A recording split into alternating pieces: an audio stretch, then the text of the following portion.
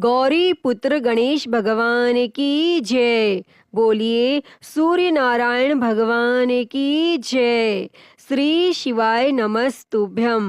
प्रिय भक्तजनों, आज हम इस वीडियो में रविवार व्रत की कथा सुनेंगे। तो आप सभी भक्तजन बड़ी ही श्रद्धा, ध्यान पूर्वक और प्रसन्नचित्त मन से इस कथा को पूरा अवश्य सुनिएगा। तो सभी प्रेम से बोलिए सूर्य नारायण भगवान की जय। एक समय की बात है, एक बार एक ब्राह्मण था। वह सूर्य देव का भक्त था। हर रोज नहाता और सूर्य भगवान की पूजा करता था। उसके पास आमदनी का कोई साधन नहीं था और जब वह घर जाता उसकी पत्नी उसे बार बार पैसे कमाने के लिए परेशान करती थी और अगर वह बाहर जाता तो अड़ोसी पड़ोसी उसे निकम्मा कहकर अपमानित करने लगे। तब एक दिन वह नहा धोकर सूर्य भगवान की पूजा की सामग्री लेकर जंगल में चला गया और वहां एक सूखे पीपल के पेड़ के नीचे बैठकर उसने सूर्य भगवान की पूजा की और कथा कही। और वहीं पीपल के पेड़ के पास एक सूखा हुआ तालाब भी था। उसमें थोड़ा सा ही पानी था और उसी पानी से लोटा भरकर उसने सूर्य भगवान को अर्घ दिया और पूजा का जल बहकर पीपल और सूखे हुए तालाब दोनों में चला गया और जल के जाते ही सूखा हुआ पीपल का पेड़ हरा भरा हो गया और सूखा हुआ तालाब साफ पानी से भर गया और उस जल में सूर्य भगवान दिखाई देने लगे और कहने लगे, ब्राह्मण मांग, तू क्या मांगता है? और जब ब्राह्मण ने सूर्य देव की आवाज सुनी तो वह घबरा गया और सोचने लगा कि इस पीपल में कोई भूत रहता है। तब हर रोज जब वह पूजा करता तभी आवाज आने लगी और यह सुनकर वे चिंतित होकर दुबला होने लगा। और ब्राह्मण की पत्नी कभी कभी उससे मिलने जंगल में जाती थी।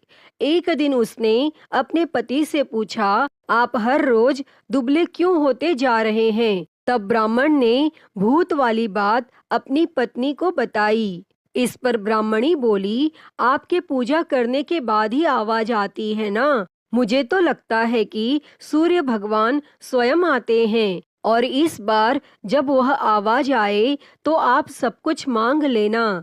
तब ब्राह्मण बोला, मैं क्या मांगूं, कैसे मांगूं? तब ब्राह्मणी ने कहा कि इस बार वे कहें तो उनसे कहना, मेरे घर में अन्न धन लक्ष्मी की कभी कमी ना हो, 9 मंजिल का महल हो जो हाथी घोड़ों दास दासियों नौकर चाकरों से भरा हो, घर में किसी प्रकार की कोई कमी ना हो, बेटे पोतों बहुओं और बेटी जमाइयों से घर भरा हो, मेरी और मेरी ब्राह्मणी का स्वास्थ्य 12 बरस के बच्चे जैसा हो, सोने चांदी मोतियों से घर भरा हो। और तब अगले दिन जब सूरज भगवान बोले तो ब्राह्मण ने उसी तरह से मांग लिया। तब भगवान बोले, देखने में तो ब्राह्मण भोला सा दिखता था, लेकिन मांग तो बहुत लिया, लेकिन कोई बात नहीं, जा तेरे सब कुछ ऐसा ही हो जाएगा। और जब वह वापस आया तो उसकी टूटी झोपड़ी और बूढ़ी ब्राह्मणी बहुत कुछ नहीं था। उसकी जगह एक सुंदर सा महल खड़ा था जिसमें सजी धजी उसकी ब्राह्मणी खड़ी थी। तब ब्राह्मणी ने उसे देखते ही आवाज दी और बोली, आ जाओ, यह हमारा ही घर है। आपने सूरज भगवान से जो भी मांगा था वह सब कुछ उन्होंने हमें दे दिया है। तब ब्राह्मण बोला कि हम इतने धन का क्या करेंगे? तो ब्राह्मणी बोली, धन से क्या नहीं होता, हमारी कन्याओं का विवाह करेंगे और ब्याही हुई कन्याओं के गौने करेंगे। और फिर उन्होंने जीमने के लिए ब्राह्मणों को बुलाया, पान और फूल देकर बुलावा भेजा। जिमाने के बाद सोने का टका दक्षिणा में दिया। तब सब लोग ब्राह्मण की जय बोलने लगे। तो किसी ने जाकर राजा से उनकी चुगली कर दी कि आपकी जय कोई नहीं बोलता, सब लोग ब्राह्मण की जय बोलते हैं। तब राजा ने ब्राह्मण को बुलाया और पूछा, तेरे घर में इतना धन कहाँ से आया जो सारे गांव वाले तेरी जय बोलते हैं? तब उसने कहा, राजा जी, मेरी जय नहीं बोलते, सूरज भगवान की जय बोलते हैं। तब ब्राह्मण ने राजा को सारी बात बताई और तब राजा ने कहा, भाई, मेरे यहाँ धन तो बहुत है, लेकिन मेरे पुत्र नहीं हैं, तो मुझे क्या करना चाहिए? तब ब्राह्मण बोला, आप अपने सारे नगाड़े वालों से कह दो कि आज से आपकी जय ना बोले और सूर्य भगवान की जय बोले और आपका पुत्र हो जाएगा। तब राजा ने अपने नगाड़े उठा दिए और सूरज भगवान के बैठा दिए और सब लोग सूर्य भगवान की जय बोलने लगे और 9वें महीने में ही रानी को पुत्र हो गया। तब राजा ने कहा कि ब्राह्मण को बुलाओ, हम उसे बड़ा करेंगे। तब ब्राह्मण बोला, मुझे बड़ा मत करो, सूरज भगवान को बड़ा करो, वही सबकी मनोकामना पूरी करते हैं, उन्हीं का ध्यान करो, उन्हें ही मनाओ और मन इच्छा फल पाओ। अतः हे सूर्य भगवान जी, जैसा आपने ब्राह्मण और राजा को दिया, वैसा ही इस कथा को कहते, सुनते और हुंकारा भरते सबको देना, सभी की मनोकामनाओं को पूर्ण करना। तो सभी प्रेम से बोलिए, सूर्य भगवान की जय। प्रिय भक्तजनों, आइए अब सुनते हैं सभी मनोकामनाओं को पूरी करने वाली अगली कथा। प्राचीन काल की बात है। एक नगर में एक बुढ़िया रहती थी। वह हर रविवार को सूर्योदय से पहले उठकर स्नान आदि करके घर के आंगन को गाय के गोबर से लीप कर स्वच्छ करती थी और उसके बाद वह सूर्य देव को अर्घ्य देकर पूजा अर्चना करती थी और फिर भोजन तैयार कर सूर्य भगवान को भोग लगाकर स्वयं भोजन करती थी। और सूर्य देव उस बुढ़िया से बेहद प्रसन्न थे और उनकी कृपा से उसे किसी भी प्रकार की चिंता और कष्ट नहीं था और धीरे धीरे उसका घर धन धान्य से भरता गया। और उस बुढ़िया को खुश देखकर उसकी पड़ोसन उससे जलने लगी। बुढ़िया के पास गाय नहीं थी, इसीलिए रविवार को घर लीपने के लिए वह पड़ोसन के आंगन में बंधी गाय का गोबर लाती थी। पड़ोसन ने ईर्ष्या में आकर अपनी गाय को घर के भीतर बांध लिया, जिस कारण बुढ़िया को रविवार को गोबर नहीं मिला और बुढ़िया अपना आंगन नहीं लीप सकी। और आंगन ना लीपने के कारण उसने न तो भोजन बनाया और न ही सूर्य देव को भोग लगाया और स्वयं भी भोजन नहीं किया। और फिर सूर्यास्त के बाद वह भूखी प्यासी ही सो गई। इस प्रकार उसने निराहार व्रत किया। तब सूर्य देव यह सब कुछ देख रहे थे और बुढ़िया की भक्ति से प्रसन्न होकर उसी रात सूर्य भगवान ने उसे सपने में दर्शन दिए और इच्छा पूर्ण करने वाली गाय देने का वरदान दिया। अगले दिन जब वो सोकर उठी तो उसने देखा कि उसके आंगन में एक सुंदर गाय और एक बछड़ा बंधा था। बुढ़िया गाय को देखकर हैरान रह गई और उसने गाय को चारा खिलाया।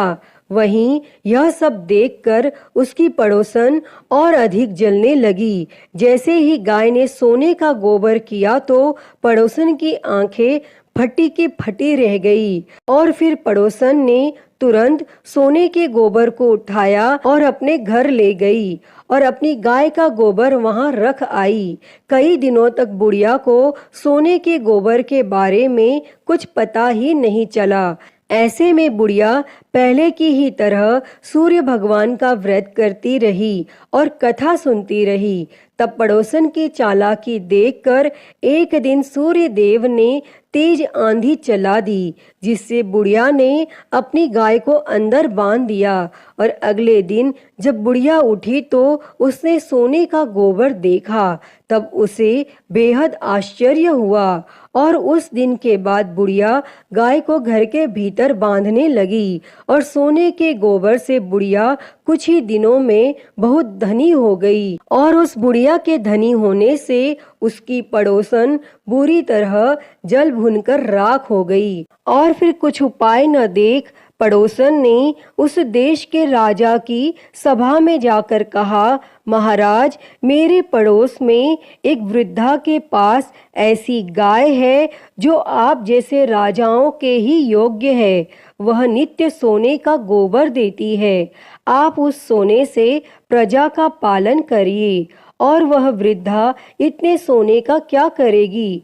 तब राजा ने यह बात सुनकर अपने दूतों को वृद्धा के घर से गाय लाने की आज्ञा दी। और वृद्धा प्रातः ईश्वर का भोग लगा भोजन ग्रहण करने ही जा रही थी कि राजा के दूत गाय खोलकर ले गए। और वह बुढ़िया काफी रोई चिल्लाई, किंतु उन दूतों के समक्ष कोई क्या कहता। और उस दिन उस बुढ़िया ने गाय के वियोग में भोजन भी नहीं खाया और रात भर रो रो कर सूर्य भगवान से गाय को पुनः पाने के लिए प्रार्थना करती रही। और वहां राजा गाय को देखकर बहुत प्रसन्न हुआ।